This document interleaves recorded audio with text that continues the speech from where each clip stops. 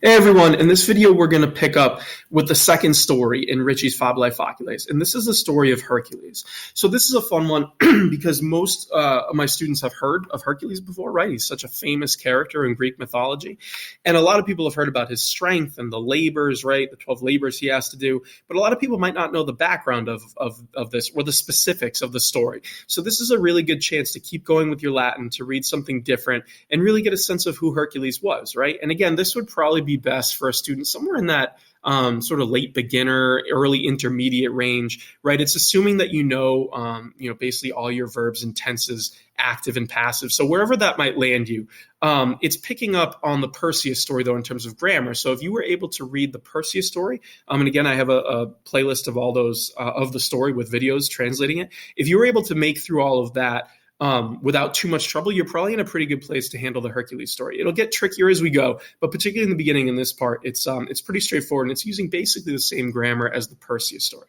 But again, like I said, it's a really interesting story to cover because it'll give you a nice overview of the story of Hercules, the 12 labors he had to do, and a little bit more about who he was, his upbringing. In this video, you're going to start by learning about who he was in kind of his childhood, and there's a really famous story involving snakes when he was a baby.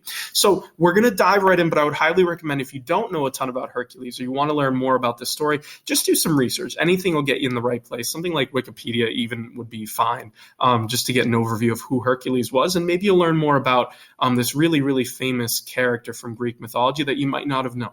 Okay, so in this video, we're going to cover part one, which is called the Hatred of Juno. We're going to understand and see why Juno hates Hercules, right? So let's dive in and we'll kind of pick it up as we go. But the story starts with Hercules, Alcmenae Philios, olim in Graecia habitaba. So Hercules, there's your subject, the Philios Alcmenae, the son of Alcmena, right? That's his mortal mother. Once, and olim means once, or kind of once upon a time. He once was living or lived, habitabat is imperfect tense, in Graecia, in Greece. Okay, so again, the backstory here is Hercules is the son of Zeus, right? And Alcmene, right, this mortal woman, which makes him a demigod, right? Half mortal, half god. So we mentioned Juno in the title. Juno is the Latin version of Hera, right? So Zeus and Hera in Latin, they're called Jupiter and Juno.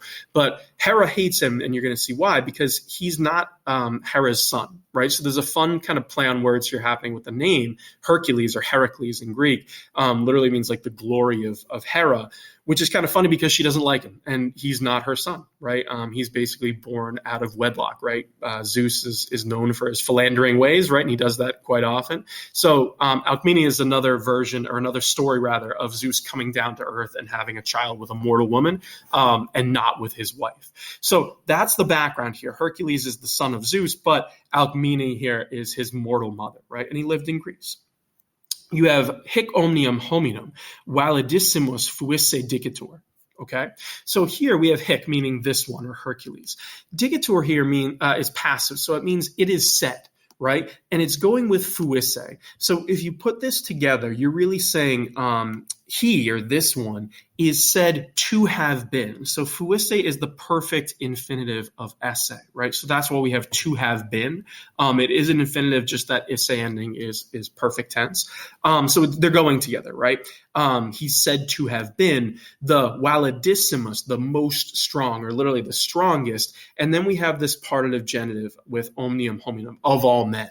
Right, so he was known to be the strongest of all men, or more literally, you could say he is said to have been the strongest of all men, which is his character trait. Right, Hercules is known for his strength.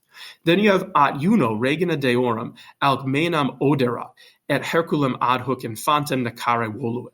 So, but Juno, or Hera in Greek, right? Juno, the regina deorum, the queen of the gods, she hated. Oderet here is pluperfect tense, literally had hated, but it kind of goes better in that sort of simple past translation of just she hated, right? She hated Alcmene and Hercules, right? She hates both of them, the mom and little baby Herc, right? Because again, he's born out of wedlock, and her husband, Zeus, is cheating on her again, right? So she hates him. Right, hates both of them.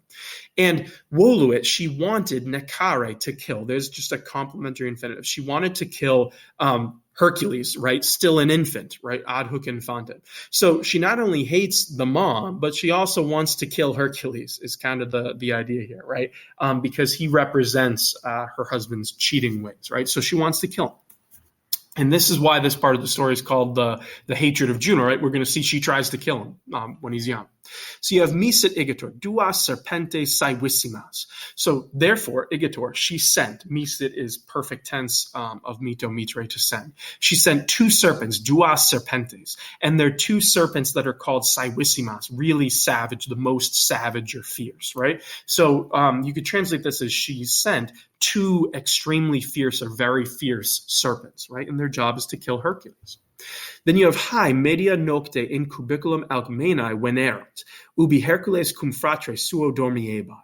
So these, Hai, literally these things, the word that's missing here is these serpents, right? So these serpents, venerant, they came, media nocte. So here we have that ablative of time, right?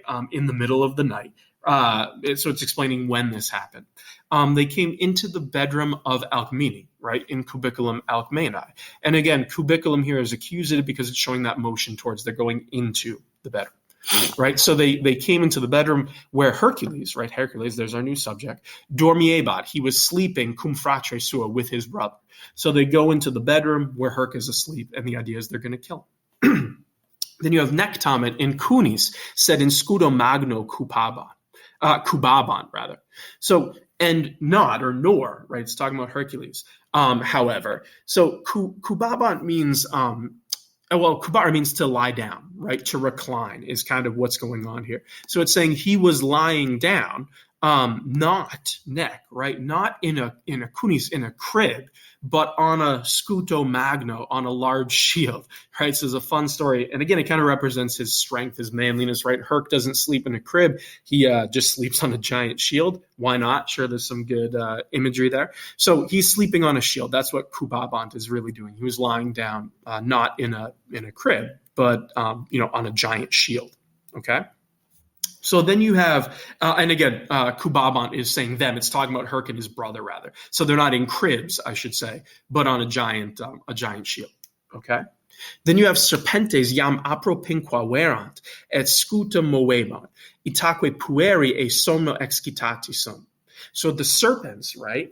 Now they had approached apropinqua verant. There you go. It's pluperfect tense, right? They had approached, and they moebant. They were moving the scutum, moving the shield. So they sneak up on the boys, right? And they kind of jostle.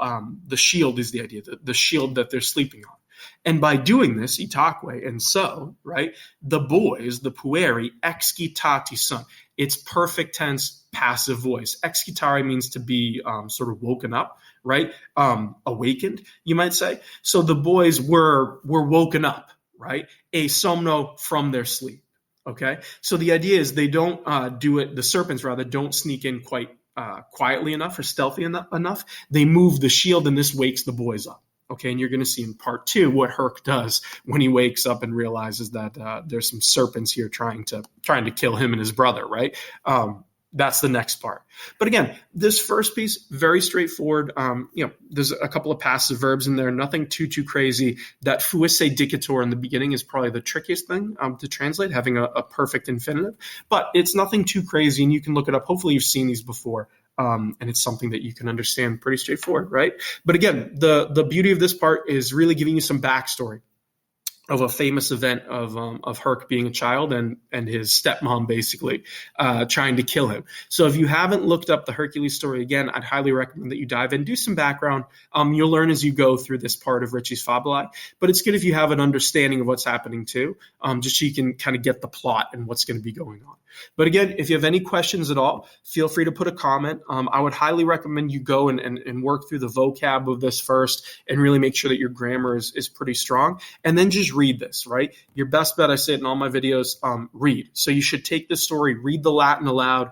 If you can find someone in class to read it to, that would be perfect, right? Practice your pronunciation, your speaking, listening. If they can read it back to you, that's even better. Or, hopefully your teacher will read it to you and you'll do some work there, just so you can get the sense of reading and the flow of the Latin, right? It's something that Ritchie's Fabulae Faciles are really good for, is just being able to read without necessarily getting bogged down in word-for-word translation. Try to read it, let it wash over you, and see if you can understand it. And then you can go back and always fill in the grammar later. Okay, so good luck with it. Again, if you have any questions, let me know. But otherwise, just keep reading, keep practicing, and we'll keep going with the Hercules story. Good luck.